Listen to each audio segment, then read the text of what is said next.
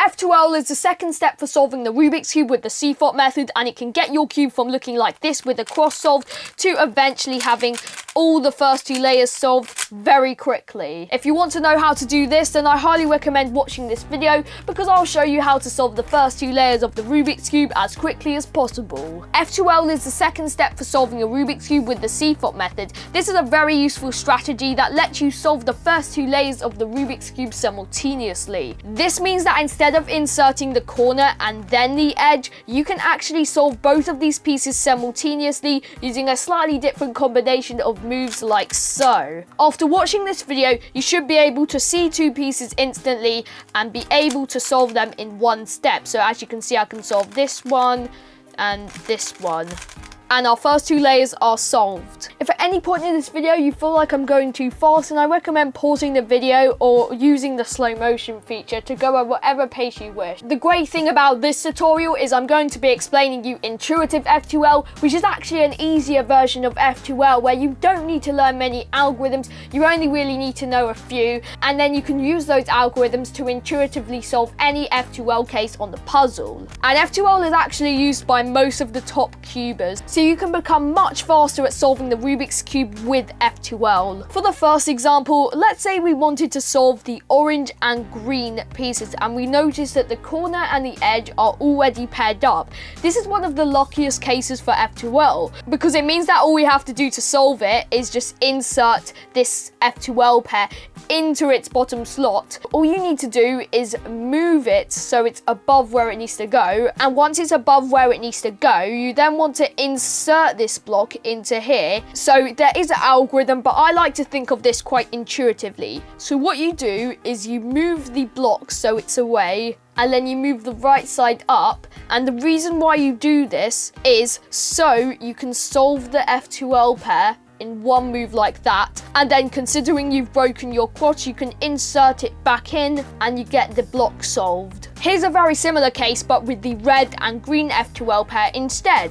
So for this case you can do exactly the same thing, so move it above where it needs to go, where the red and green centered pieces are. Once it's above where it needs to go, you can then insert it. I'm going to move it away, and this time I'm going to move the left side up and then connect the F2L pair and bring it back down. So that was case number one. I recommend you get your cube out and practice that F2L case. So we can see this one, yeah, we can move it away, up, and connect it and back down. Here is the second case that's very useful to know. So when you're solving F2L, and let's say over here we wanted to solve the orange and blue edge piece with its corner piece, and we knew they have to go right down here. So when you see a case that looks like this, what you want to do is you want to move the corner piece above where it needs to go. So the way you'll recognize this is you'll see the corner piece on the front, and you'll notice that the white sticker is going to be on the right side of the cube. And this case also has the corresponding edge on the back,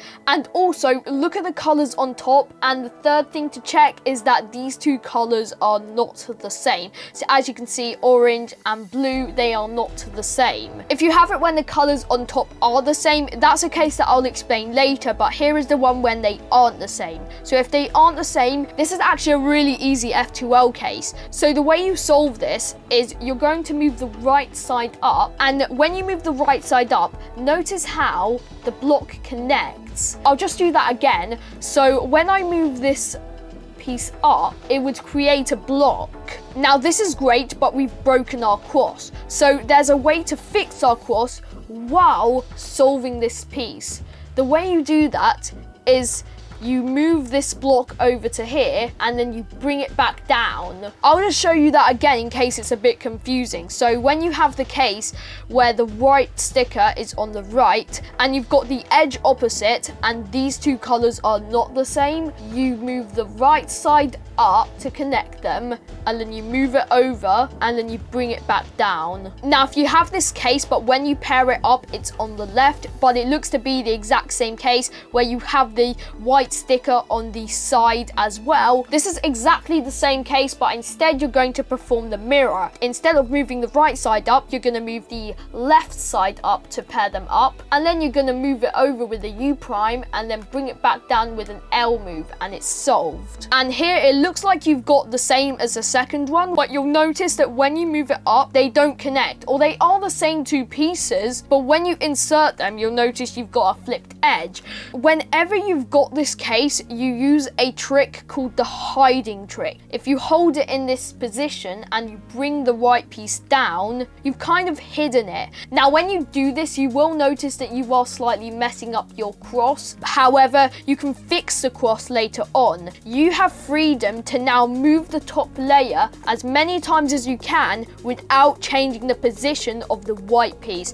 So when we started it, we noticed that the orange and blue edge piece was on the back opposite, and we know that in order to solve it, you can move it to the front over here. What we can do in this case is hide this corner like so, and then move the edge over so it's at the front, and now we can just bring it back up, which fixes our cross. Now, because we did that, we've now moved the edge to the front. Now we have a block, which is actually case number 1. What we can actually do in this case is just insert the block, so we can move it above where it needs to go, move it away, move it up, connect it, and bring it back down. Once you know this, you'll realize that you can actually turn any F2L case into the first two cases I showed and then solve them.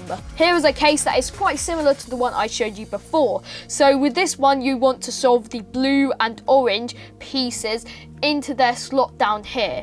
Now, you'll notice it's not one of the first two cases I showed you. So for this case, you can also use the hiding trick. Now, here's a rule that's useful to remember. If the top two colors are the same, then that would mean that you should try to pair them up into case number 1, which I showed you. If they are not the same, such as what's over here, that would mean that you'd need to turn it into case number 2. Here is a case when these two colors are the same, so we'd want to turn this case into case number 1, which is the one with the block solved. So in order to do this, you would want to use the hiding trick, so hide the orange and blue corner piece like so, and then we can move the edge to the front and bring the corner piece back up. So if you want to picture this, you may realize that this edge should go to here to create case number 1, which is the block solved. So if this edge needs to come to here without moving the corner piece, we can again use the hiding trick, so we can hide the corner, which has broken up our cross, but we can move the edge over so it's now in the front, and now we can fix our cross and move the corner piece back up. So when we've got case number 1 with the block solved, we can now insert it into here, moving it away, moving it up, and inserting it. Here's a similar case where we also need to solve the blue and orange F2L pair, and we've got the corner here and the edges over here. Now, if you're able to picture this well enough, you'll probably realize that the top colors are not the same. This means that you'll have to convert this case into case 2. Instead of moving the edge to the front, you'll want it to go to the back, so it's opposite. So we're going to hide the corner piece, move the edge over to the back, and then bring the corner piece back up. And once you've got this, you'll realize, oh wow, now we've got case number 2. The way you solve this is, again, move the corner piece up to pair up a block, connect to the block, and bring it back down, and it's solved. Here is an example where you want to solve the green, red, and green, red pieces into here, and you'll notice over here you've got the white facing up instead of on the side. So when you've got this case, it's actually very similar,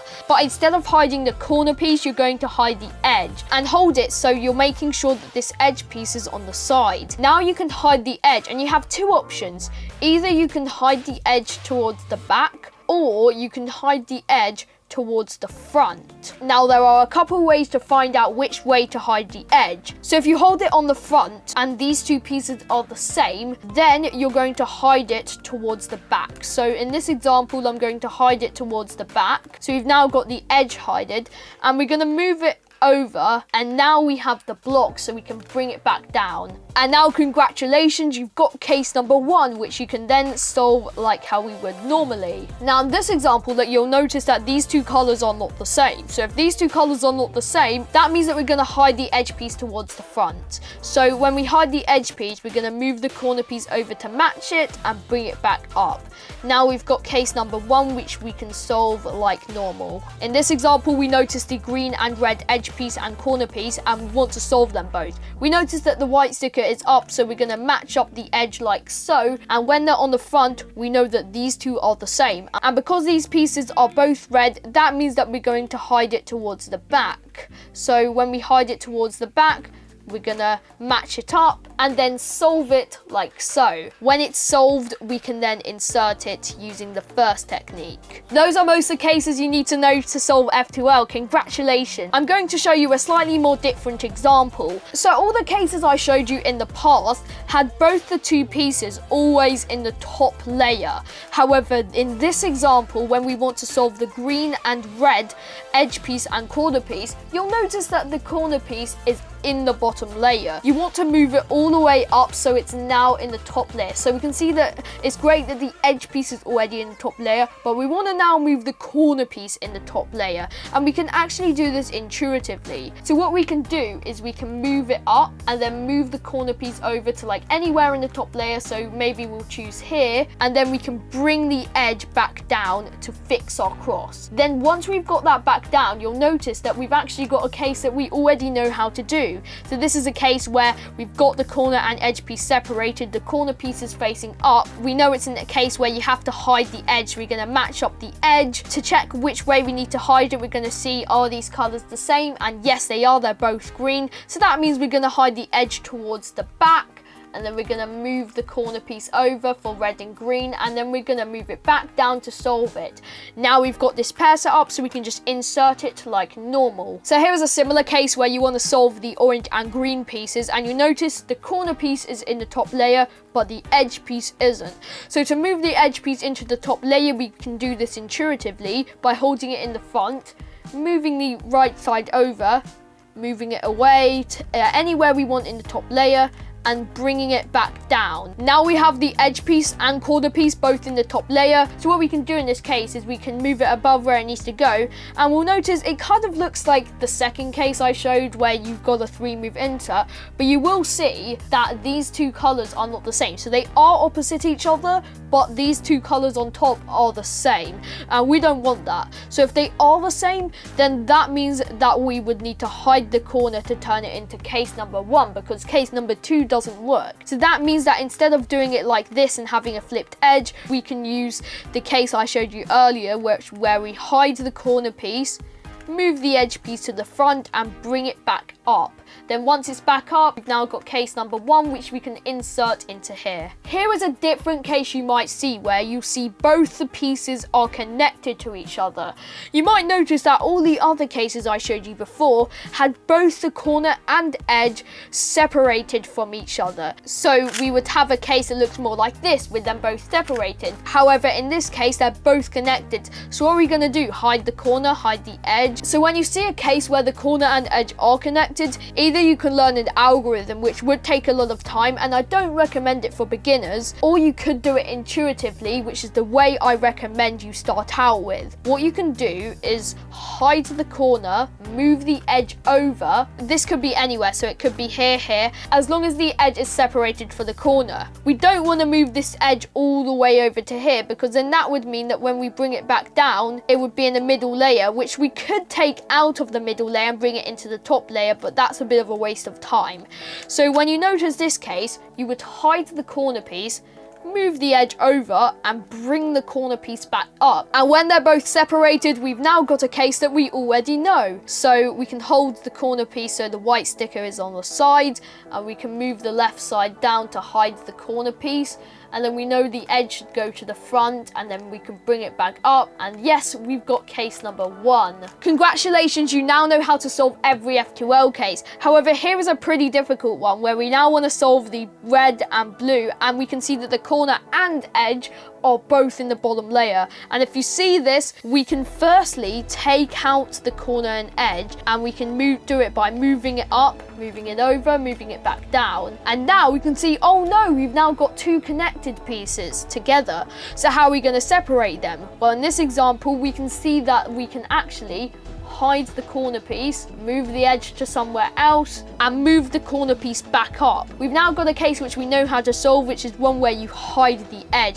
And we can see that we need to hide the edge to the front, move it over and bring it back up. And now we've got an F2L pair which we can then insert it, and it's solved. The only thing I haven't gone through yet is where to use the hiding trick, because you'll notice that some places the hiding trick won't work. So for example, in this case, we'll see the white sticker is on the side, and you'll think that we just need to move the edge to the back, so hide the corner piece, move the edge over and bring it back up, and then we've just got a pair that we can solve with case number 2. Now that does solve the F2L pair, but the problem with doing that is we've already got a solved pair into the back, and we'll notice that when we hide the corner piece and we move it over, we're actually destroying the F2L pair which we already solved, which we don't want to do. So in order to make sure that you're never messing up F2L pairs, always make sure that when you're hiding your corner and edge piece, you are not messing up the piece in the back. So a good way to recognize this is that when you're hiding the corner piece, you're bringing the corner piece down, and that means whatever's at the back is going to be messed up. So instead, we can move it over to here so that what's in the back is actually an empty slot. So when we hide the corner piece, move the edge over and bring it back up, we're actually not messing up anything. And yeah, we've just brought it to case number 2, which we can insert like so. Just make sure that you're always hiding your F2L pairs into proper angles. This can be quite difficult at first, but eventually after practicing F2L enough times, you should be pretty good at it. I'm now going to be doing some intuitive F2L example solves on the Rubik's Cube. Over here, what F2L pair shall we go for? Maybe we'll go for the red, blue. So to solve this, we're going to make sure the white is on the side, and because these two colors are the same, I now know that this edge needs to come to here in order to make case number 1. So to do that, I can hide the corner piece, move the edge to the front and bring it back up, and now it's back up. We've got case number 1, which I can insert it like so. Then I notice the orange and blue edge and corner piece, and they're both up here. One thing I notice is that the corner piece is in the top layer but not the edge. So what I'm going to do is I'm going to move the edge piece up into the top layer like so. But oh no, we've now got a case where these two pieces are connected. So now we can split up these F2L pairs, and we're not going to do it over here because otherwise we'll mess up that block that we already solved. So instead, I'm going to move it to over here, and I'm going to hide it over here like so. So I'm going to hide it. Maybe I'll move the edge to over here, and I'm going to bring it back up. We've now got the case where these two colors are not the same and this is opposite. So we know that this is actually already case number 2. So we can actually move it to the front and solve it like so. Now I'm probably going to do the red, green corner and edge piece, and we can see that, oh no, they're connected to each other. So to disconnect them, I can hide the corner piece, move the edge maybe to over here, and then I can bring it back up. Now they're separated, I know that the white piece is facing up, so I can match up the edge, and because this is green, this is red, that means that I need to hide the edge piece to the front, and then I can move the corner piece over to solve it, and now we've got a F2L pair which we can insert into the front. And our final F2L case is where we're about to solve the orange and green F2L pair. First thing we notice is that they're both connected, so what I can do is I can hide the corner, but not over here because we'll break this F2L pair, so I can move it so it's over here, and now I can hide the corner piece, move the edge piece over and bring it back up. Now that I've done that, we've now got a separated F2L case, and now we've got the white facing the side. We now want to work out if it's going to turn into case 1 or case 2, and because this is green, this is orange, which are two different colors, this shows that we need to move the edge to the back to create case number 2.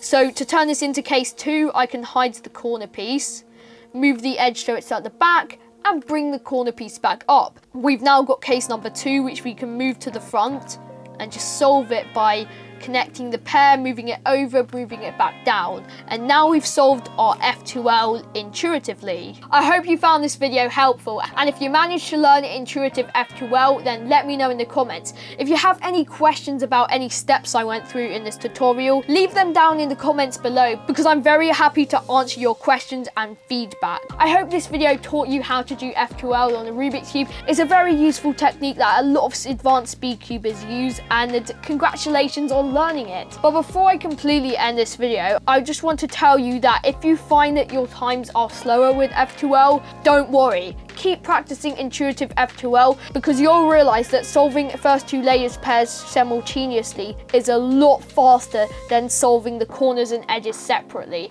It's a very useful strategy that a lot of advanced SpeedyCubers use. Thank you all so much for watching this video. I hope you learned F2L, and I'll see you all in the next one. Happy cubing!